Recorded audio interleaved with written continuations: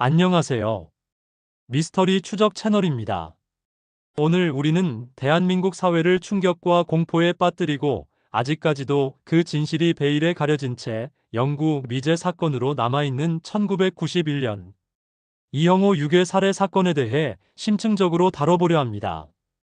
이 사건은 단순한 유괴 살인을 넘어 범인의 상상을 초월하는 지능적인 수법과 당시 경찰 수사의 한계, 그리고 무엇보다 피해 가족이 겪어야 했던 헤아릴 수 없는 고통이 고스란히 담겨 있는 우리 사회의 아픈 비극을 보여주는 사례입니다.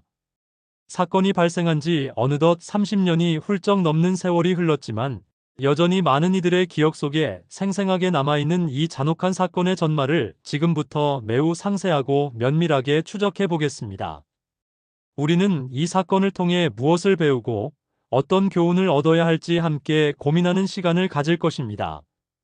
1991년 1월 29일 서울 강남구 압구정동 현대 아파트. 그날은 여느 때와 다름없던 평범한 화요일 오후였습니다. 당시 9세였던 이영호 군은 초등학교 3학년에 재학 중인 밝고 명랑한 아이였습니다. 그날 오후 형호 군은 친구들과 함께 아파트 단지 내 놀이터에서 해맑게 뛰놀고 있었습니다. 놀이터에는 아이들의 웃음소리가 가득했고 그네와 미끄럼틀을 오가는 발걸음은 생기 넘쳤습니다. 그러나 그날따라 놀이터에는 유난히 차갑고 스산한 바람이 불어왔고 해가 서서히 서쪽 하늘로 기울어 어둠이 깔리기 시작하자 친구들은 하나둘씩 집으로 발걸음을 재촉했습니다. 하지만 형호 군은 홀로 남아 그네를 타며 좀 더 놀고 싶어 했습니다. 오후 5시 20분경 형호 군이 텅 빈 놀이터에서 그네를 타는 모습이 마지막으로 목격됩니다. 그리고 그 순간 이후 형호 군은 마치 연기처럼 사라져버렸습니다.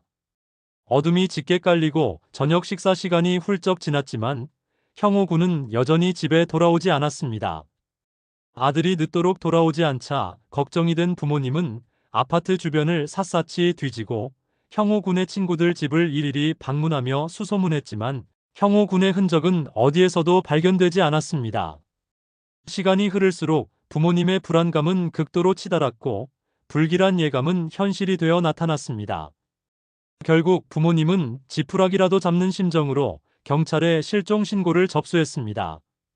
경찰은 즉시 수색에 나섰지만 형호 군의 실종에 대한 단서는 전혀 발견되지 않았습니다. 실종된 지 불과 몇 시간이 지난 같은 날 밤 11시경 이영호 군의 집에 벨소리와 함께 섬뜩한 전화 한 통이 걸려왔습니다. 수화기 너머에서는 냉정하고 차가운 30대 남성의 목소리가 들려왔습니다. 그는 자신들이 이영호 군을 데리고 있다고 말하며 부모님에게 충격적인 협박을 시작했습니다. 그 순간 부모님의 세상은 산산조각 났습니다. 범인의 첫 요구는 7천만 원의 몸값과 카폰이 달린 자동차 한 대였습니다. 당시 1991년의 7천만 원은 현재 가치로 환산하면 수억 원에 달하는 엄청난 금액으로 일반 서민들은 상상하기 어려운 거액이었습니다. 범인은 자신을 서울과 경기 지역 사투리를 쓰는 30대 남성이라고 소개했으며 이영호 군이 자신들과 함께 안전하게 있다는 식으로 부모님을 교묘하게 안심시키는 동시에 협박을 가하는 이중적인 태도를 보였습니다. 그는 마치 피해 가족의 심리를 완벽하게 꿰뚫고 있는 듯 했습니다. 이후 44일 동안 범인은 약 60여 차례의 전화, 통화와 10차례의 메모를 통해 이영호 군의 부모를 집요하고 잔인하게 협박했습니다. 그의 유괴 수법은 당시로서는 상상하기 어려울 정도로 매우 치밀하고 지능적이어서 경찰 수사를 비웃기라도 하듯 감쪽같이 추적을 따돌렸습니다. 범인은 경찰의 추적을 따돌리기 위해 여러 가지 교활한 방법을 동원했습니다. 우선 그는 부모님에게 카폰, 즉 차량용 전화를 사용하라고 지시했습니다. 당시 카폰은 이동 중에도 통화가 가능한 최신 통신 수단이었지만 위치 추적이나 발신지 추적이 매우 어려웠습니다. 현재의 휴대폰과는 달리 그 당시의 카폰은 고정된 기지국 시스템이 발달하지 않아 발신 위치를 파악하기가 사실상 불가능에 가까웠습니다. 범인은 이러한 기술적인 한계를 교묘하게 이용한 것입니다. 그는 부모님에게 서울 시내 곳곳, 김포공항, 대학로, 잠실 등 사람이 붐비는 다양한 장소를 약속 장소로 지정하며 돈을 가지고 계속해서 이동하게 만들었습니다. 매번 돈을 가지고 약속 장소로 가면 범인은 약속 장소에 나타나지 않고 또 다른 지시를 내리거나 다른 장소로 이동하라고 지시하는 식의 반복적인 행태를 보였습니다. 이는 경찰의 포위망을 분산시키고 수사 인력을 소모시키며 무엇보다도 피해 부모님의 정신을 피폐하게 만들려는 잔인한 의도였습니다. 심리적으로 압박하고 고통을 주는 전형적인 수법이었죠. 이러한 범인의 지능적인 협박은 피해 가족뿐만 아니라 당시 수사를 담당했던 수사팀에게도 엄청난 혼란과 좌절감을 안겨주었습니다. 범인은 마치 경찰의 움직임과 수사 전략을 꿰뚫어 보고 있는 듯 했습니다. 경찰이 설치한 감시망과 잠복 수사망을 귀신같이 알아채고 교묘하게 피했으며 부모님에게는 경찰에 신고하면 형오군이 위험해질 것이라는 섬뜩한 협박을 끊임없이 이어갔습니다. 심지어 부모님이 경찰과 함께 있거나 몰래 녹음기를 소지하고 있다는 사실까지 알아채고는 전화통화를 갑자기 끊어버리기도 했습니다. 이러한 정황들은 범인 내부에 조력자가 있거나 범인이 매우 뛰어난 정보 수집 능력과 눈썰미를 가지고 있음을 강하게 시사하는 부분이었습니다. 범인이 가족의 일상이나 주변 환경에 대해 너무나 잘 알고 있었기 때문입니다. 범인은 직접 돈을 받는 것이 위험하다고 판단했는지 6회 7일째 되는 날 완전히 새로운 수법을 제시했습니다. 바로 무인 포스트 방식이었습니다.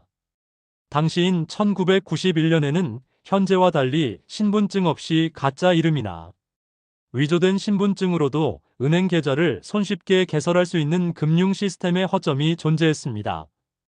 범인은 이러한 금융 시스템의 취약점을 매우 영악하게 이용한 것입니다. 그는 한일은행의 윤정수라는 가명으로 그리고 상업은행의 김주선이라는 가명으로 각각 계좌를 개설했습니다. 그리고는 특정 장소에 계좌번호가 적힌 메모를 남겨 부모님에게 이 계좌로 몸값을 입금하라고 지시했습니다. 부모님은 범인의 지시대로 은행 계좌에 돈을 입금했습니다. 그리고 얼마 후 범인은 한일은행의 한 지점에서 이 돈을 인출하려 했습니다. 그러나 운명의 장난이었을까요? 아니면 하늘이 도운 것이었을까요? 그날따라 인출하려던 은행 창구 직원이 단말기에 뜬 사고 신고 계좌라는 문구를 보고 당황했습니다. 당시 수사팀은 혹시 모를 상황에 대비하여 범인이 이용할 것으로 예상되는 계좌에 사고 신고를 걸어두었던 것입니다. 이 모습을 본 범인은 즉시 수상함을 감지하고 자신이 발각될 위기에 처했음을 직감하고 현장에서 재빨리 도주했습니다. 당시 해당 지점에는 CCTV가 설치되어 있지 않아 범인의 얼굴을 명확히 확보하는 데 실패했고 아쉽게도 경찰은 범인을 현장에서 검거할 절호의 기회를 놓치게 되었습니다.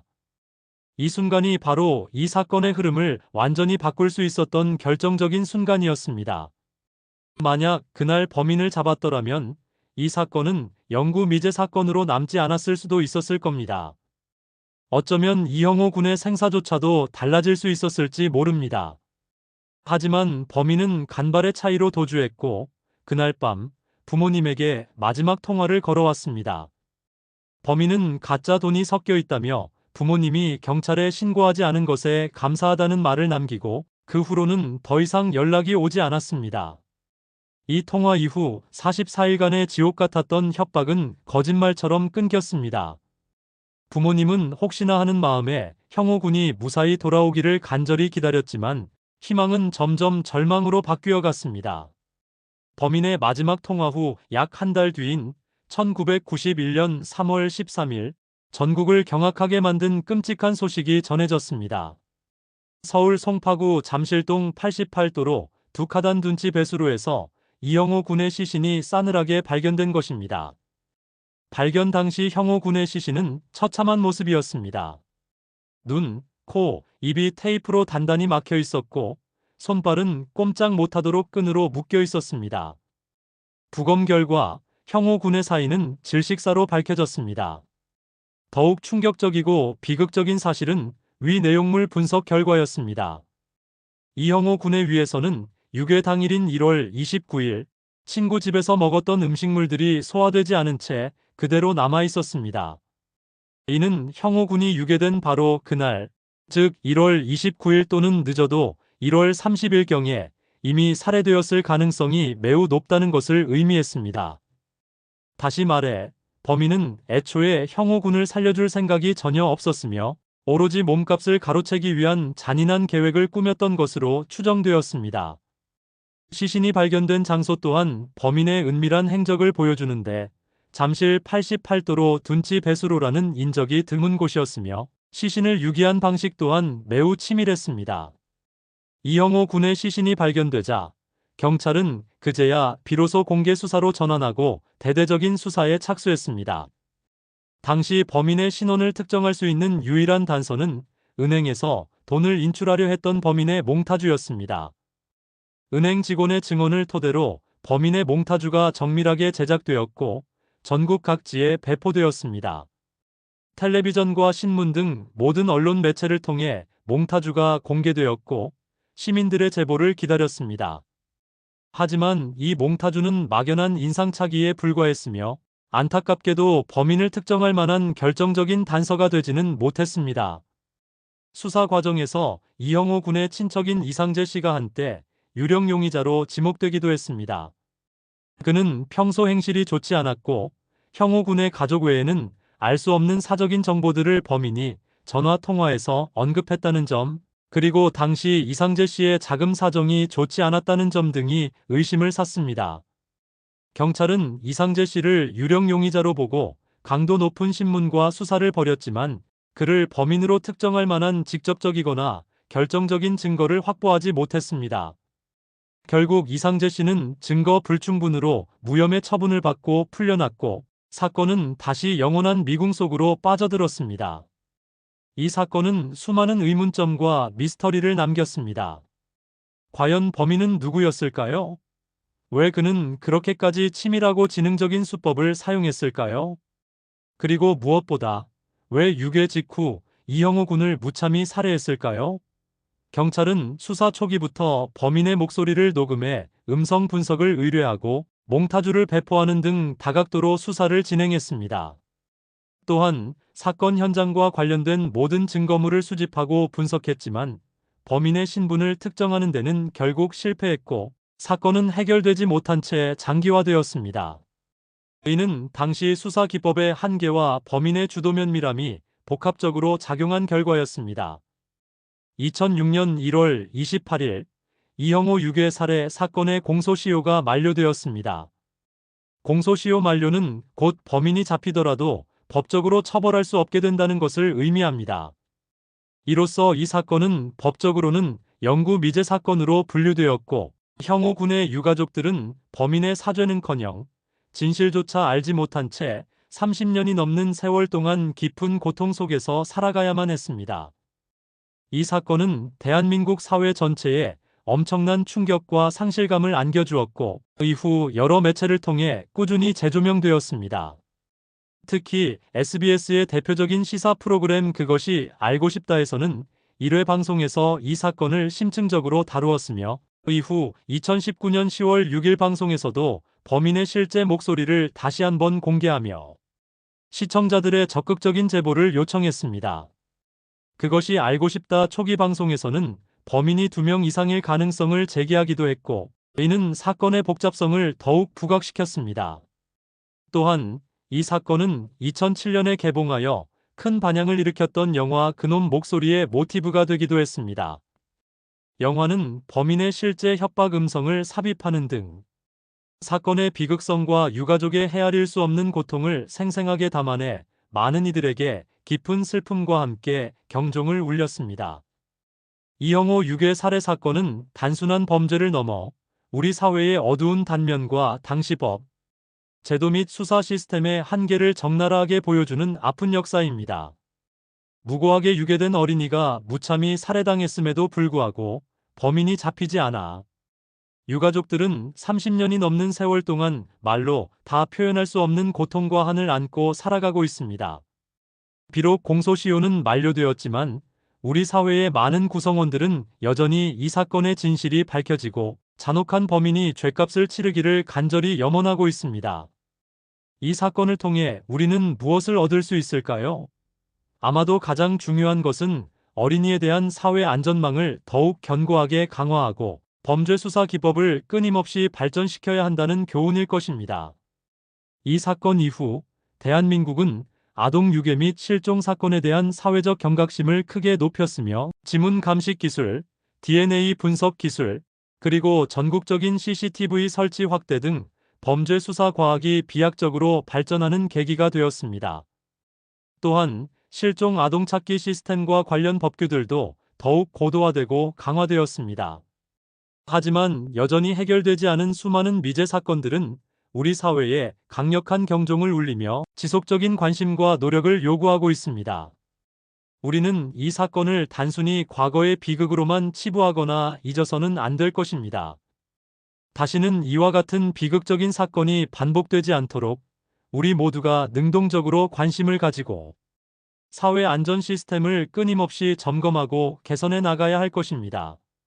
형오 군의 마지막을 알고 있을 범인의 목소리는 아직도 많은 이들의 귓가에 맴돌고 있습니다.